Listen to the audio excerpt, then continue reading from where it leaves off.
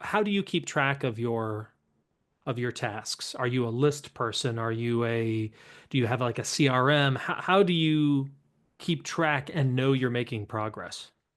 There's two ways. I mean, number one, yeah, I am a very much a list person. I believe in Outlook calendars. Have a calendar invitation for any major thing that needs to get done that day. Has a calendar invitation and it has a reminder 5 minutes before the time that I plan to do it on there. A lot of people at work, when they've seen my calendar, they've made the comment, "We know exactly what you're up to today," because of the fact that I've just got it meticulously organized. But then also on my desk, I have a legal pad and I have things that I need to get to at some point. Those are not the urgent, the world's on fire issues. The world's on fire issues go on the calendar. I just need to get it done at some point. Things go on the legal pad. So when I find myself with extra time for whatever reason, I can go through and check off those items as well. And that's kind of how I organize it. It's really a simplistic version of the Eisenhower Matrix, which you may be familiar with.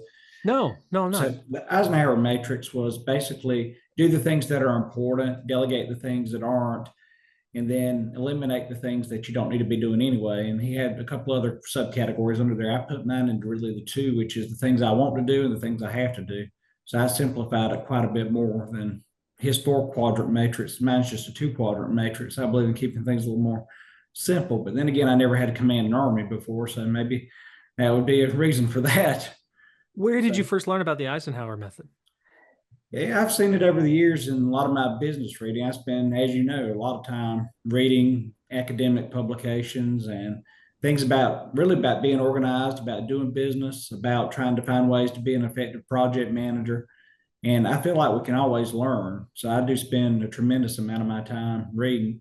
When I get home in the evenings after the kids are in bed and a lot of that goes on, sometimes I'll have Netflix going in the background. But generally speaking, I'm on my phone reading articles off of LinkedIn or Bloomberg or Forbes or you name it. I mean, I read about anything I get my hands on about business. And I really like to be around people who are successful. And I try to learn as much as I can from them about how are you doing and how are you navigating this life.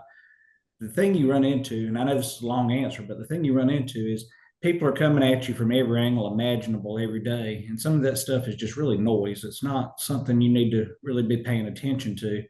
So you've got to find a way to basically screen that and stay on task. You've got to be laser focused on what your goal is for that day. And I think that's extremely important to start your day with a goal. So that's, like I said, when I'm driving into work every morning, I decide, what am I trying to do today?